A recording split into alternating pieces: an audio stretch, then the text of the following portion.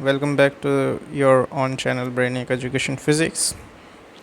In today's video, we'll talk about the second chapter of your 11th standard, that is motion in one dimension. All right, so let's discuss about this chapter.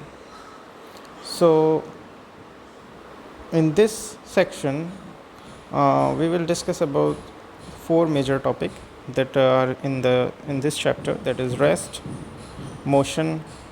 First one is rest, second motion, third frame of reference, and the fourth one is motion in one dimension. All right, actually I divided this chapter in two scenario. The first video is only for the introduction, or just say that about these four topics that I include here, and the next video is on the basis of the rest half of this chapter. all right, so चलिए देखते हैं इनके बारे में कि ये है क्या. एक्चुअली जो हमारा फिज़िक्स है उसमें डिफरेंट इसकी मतलब पार्ट्स कह लीजिए, ये इसकी ब्रांचेस कह लीजिए. जैसे कि हमें पता है कि साइंस में हम तीन मेजर पार्ट्स के बारे में जानते हैं, फिज़िक्स, केमिस्ट्री, बायो वगैरह, और इसके अलावा भी बहुत सारे तरह के अलग अलग चीज़ें होती हैं जो हम साइंस में पढ़ते हैं. ठीक है, तो फिज़िक्स की भी अपनी कुछ ब्रांचेस होती हैं जिनमें हम बात करें कि जैसे कि अगर हम फिज़िक्स की बात कर रहे हैं, ठीक है, तो फिज़िक्स में हम मेन ब्रांचेस की बात करेंगे तो ये मैकेनिक्स है जो हम यहाँ बात करेंगे. ठीक है, इसमें हम मोशन और फोर्सेस वगैरह के बारे में पढ़ते हैं. दूसरी इसमें क्या है, जैसे थर्मोडाइनामिक्स है. ठीक है, तो इसमें हम हीट ट्रांसफ़र और हीट वगैरह के बारे में पढ़ते हैं. तीसरा जैसे हम बात करें फ्लूइड मैकेनिक्स है. सही है, तो हम इसमें फ्लूइड की प्रॉपर्टीज़ के बारे में पढ़ते हैं, उनका मतलब फ्लूइड में हाइड्रोस्टेटिक और हाइड्रोडायनेमिक्स वगैरह. तो इस तरह के बहुत सारे पार्ट्स हमारे पास हैं. इसके अलावा भी चीज़ें हैं. ठीक है, तो इसमें ये जो मोशन वाला पार्ट है हमारा, या इसमें हम फोर्स वाली बात करें, ये बेसिकली मैकेनिक्स के सेक्शन के अंदर आता है. फिज़िक्स में मैकेनिक्स होता है और मैकेनिक्स के सेक्शन के अंदर हम मोशन और फोर्स के बारे में जो है पढ़ते हैं. ऑलराइट, तो चलिए देखते हैं इसमें क्या होता है. तो फिज़िक्स में जो हम मोशन के बारे में पढ़ रहे हैं, material motion of the materials के बारे में पढ़ रहे हैं, उसको हम मैकेनिक्स बोलते हैं. और इस मैकेनिक्स के जो पार्ट होते हैं, मैकेनिक्स के भी अपने यहाँ से हम देखते हैं तीन पार्ट हैं. The first one is statics, और ये वो ब्रांच होती है मैकेनिक्स की जिसमें सिर्फ हम रेस्ट ऑब्जेक्ट की बात करेंगे. जब तक कोई ऑब्जेक्ट है, सपोज़ करिए एक टेबल है और ये टेबल रेस्ट पे रखा है, टेबल के ऊपर बुक है वो भी रेस्ट में रखी है, या कोई भी बॉडी जो अभी तक किस में है, रेस्ट में है, उसकी अगर हम बात कर रहे हैं, उसके बारे में स्टडी कर रहे हैं, तो हम बात करेंगे मैकेनिक्स में स्टैटिक्स वाले पार्ट की.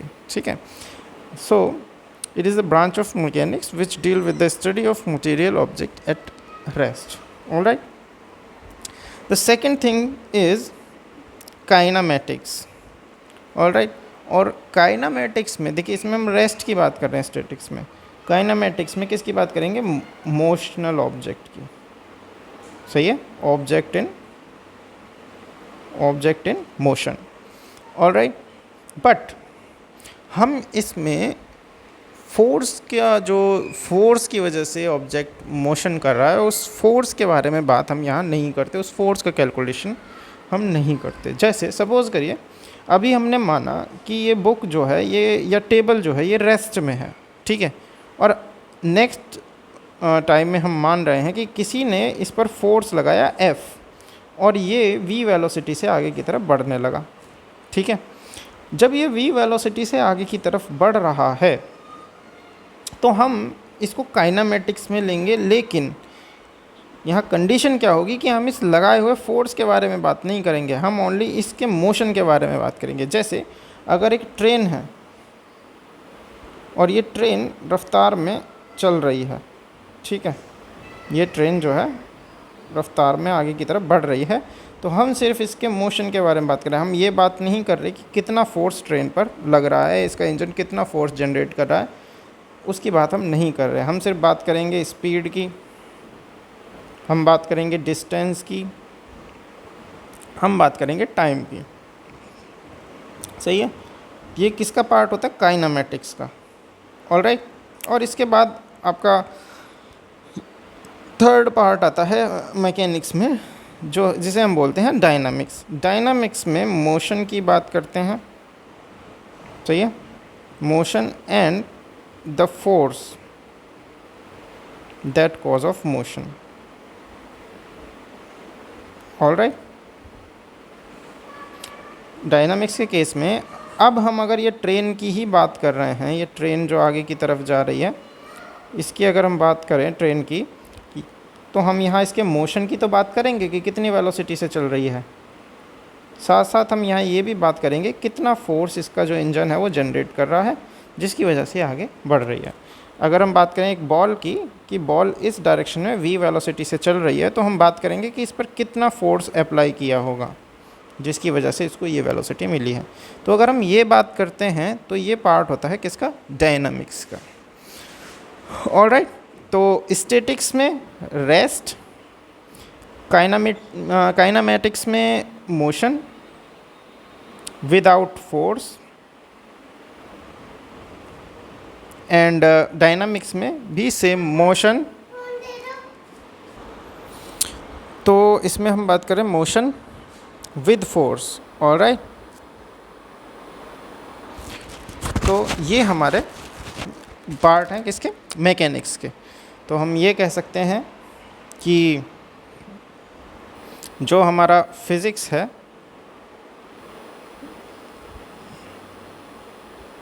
उसका एक पार्ट मैकेनिक्स है,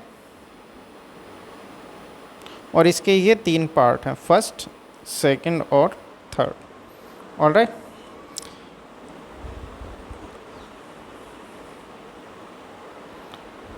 अब इस मैकेनिक्स में हम बात जो अब करेंगे, जो हमारा चैप्टर है मोशन इन 1D, उसमें जिस चीज़ की हम बात करेंगे वो है काइनामेटिक्स।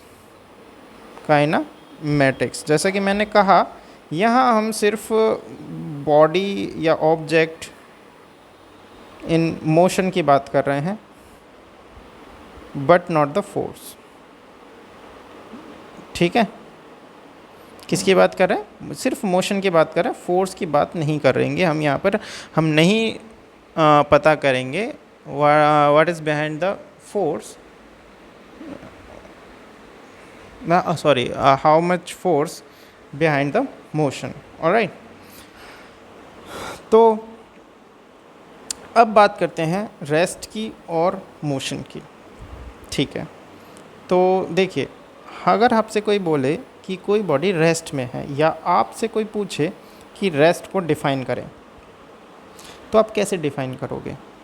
ठीक है, तो आप नॉर्मली कहोगे कि अगर कोई बॉडी चल नहीं रही है। अब चल नहीं रही है का क्या मतलब है? मतलब ये है कि अगर बॉडी अपनी पोजीशन चेंज नहीं कर रही है। ठीक है, जैसे आप अपने घर को देखते हैं। ठीक है, आप अपने घर को जो है देखते हैं, और ये घर जो है अपनी जगह को चेंज नहीं करता। ठीक है, डजंट चेंज प्लेस। ठीक है, ये वहीं बना रहता है जहाँ ये बना हुआ है।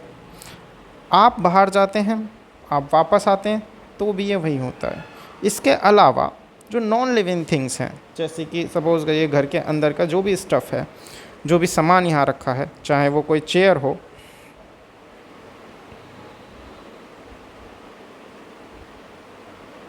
वो कोई चेयर हो सकती है, या भी कोई टेबल हो। ठीक है, ये जो चीज़ें हैं ये अपनी जगह को चेंज नहीं कर रहे। आप जहाँ इसे छोड़ के जाएंगे ये आपको वहीं मिलेगा। तो रेस्ट, आप कह सकते हैं कि ये सारे के सारे ऑब्जेक्ट रेस्ट में हैं। तो आप कब कहेंगे कि ये रेस्ट में है? तो कोई भी बॉडी अगर टाइम के रेस्पेक्ट में अपनी जो प्लेस है, अपनी पोजीशन है, उसको चेंज नहीं कर रही है, वो अपनी पोजीशन में बनी हुई है, तब हम कहेंगे कि बॉडी किस में है? रेस्ट में है।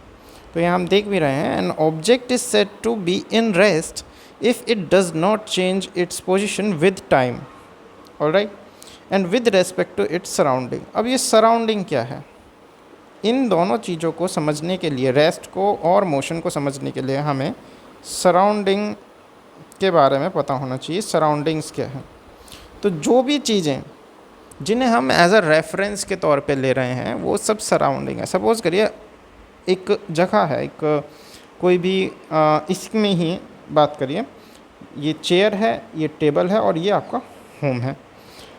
तो अगर हम बात कर रहे हैं इस टेबल की, हम बात करें कि क्या ये टेबल चल रहा है या नहीं चल रहा, तो हम इसे किस चीज़ से एनालाइज करेंगे, हम ये देखेंगे इसके बराबर में ये चेयर रखी है और इसके बीच की डिस्टेंस ये है और यहाँ से इस होम की डिस्टेंस ये है, ठीक है।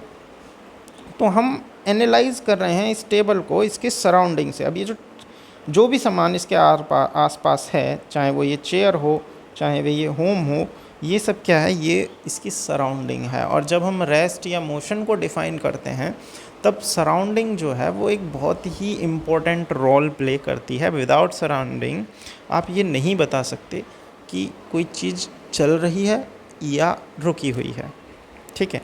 जैसे सपोज़ करें कि कोई एक, चलिए मैं यहाँ पर दिखाता हूँ आपको।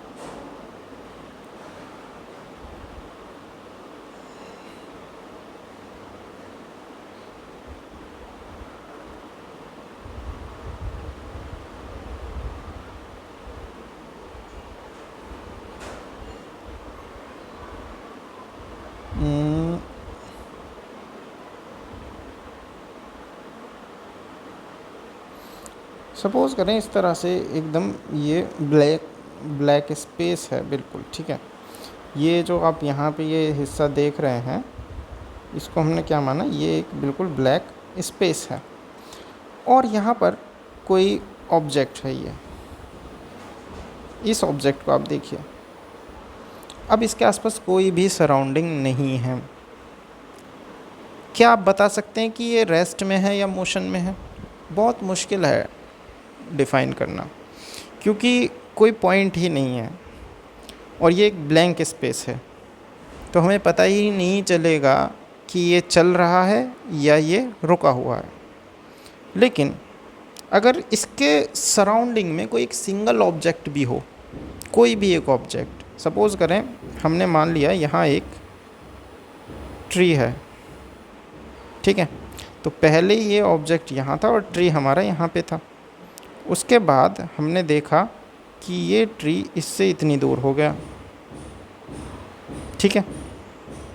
फिर हमने ये देखा कि ये ट्री लगभग इतनी दूर हो गया।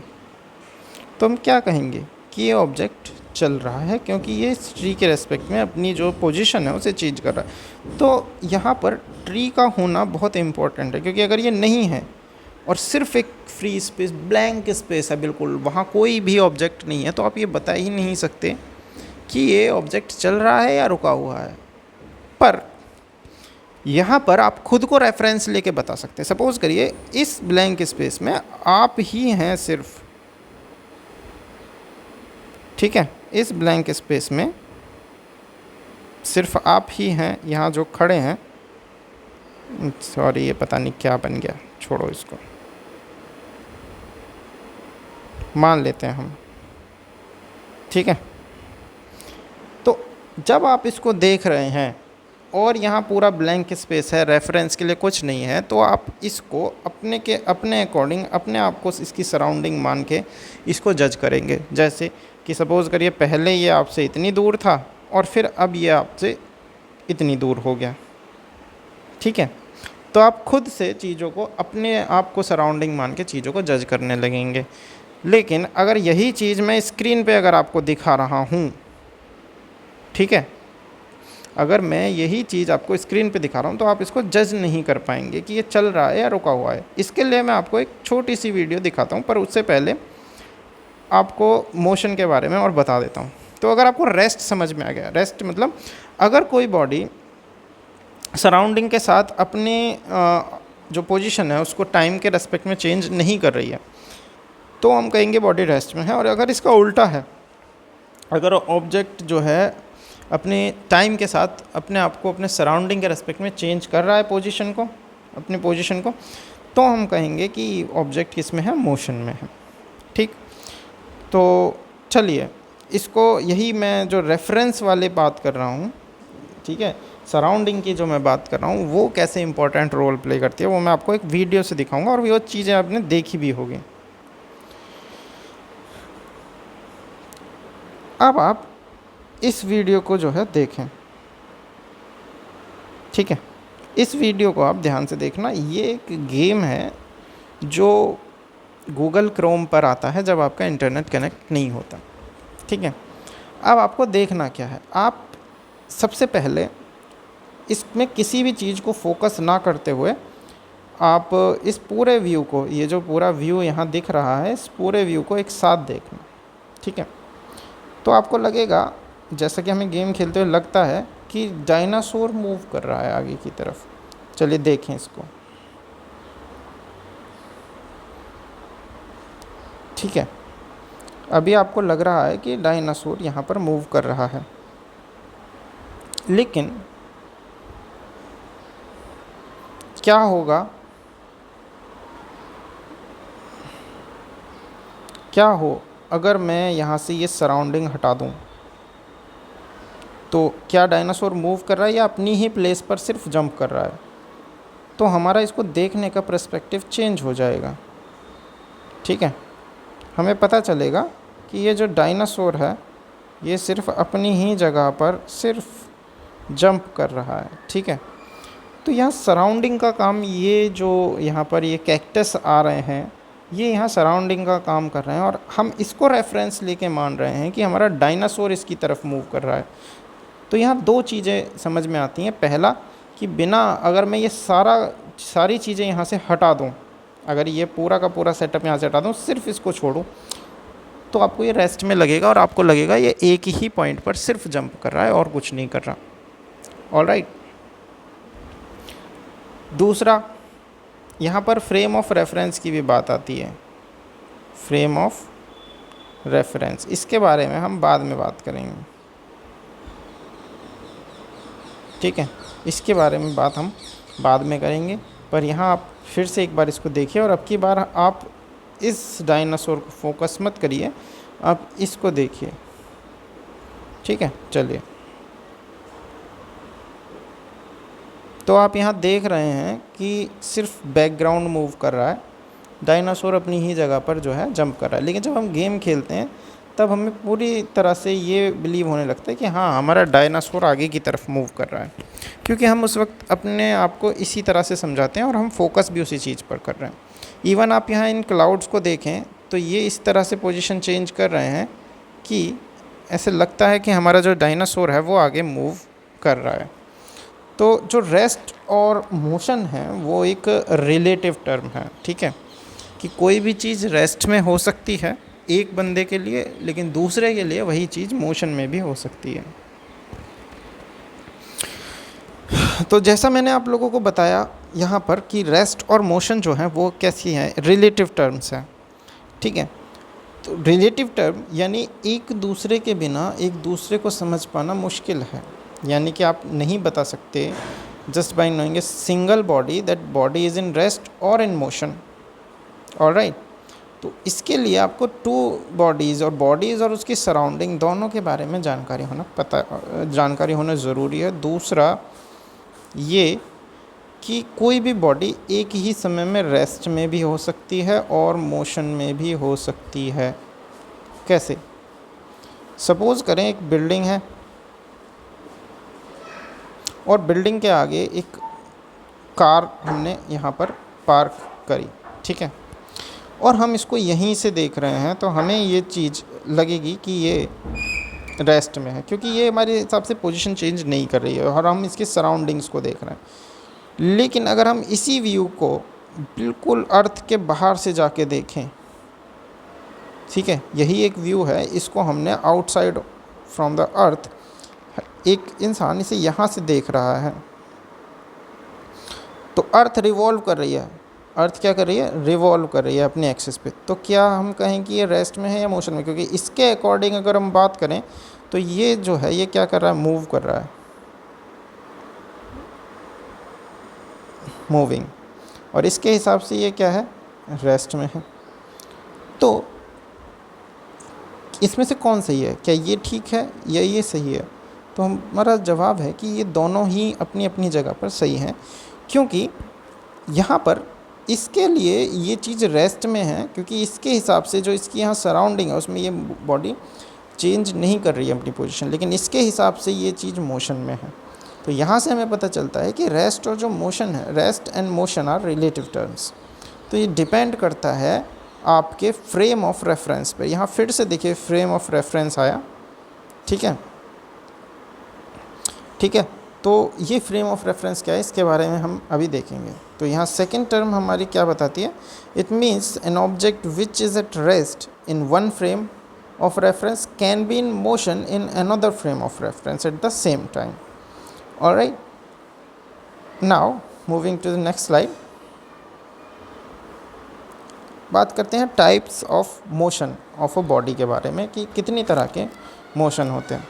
तो सबसे पहले होता है रेक्टिलिनियर एंड ट्रांसलेटरी मोशन। तो रेक्टिलिनियर एंड ट्रांसलेटरी का मतलब क्या है, अगर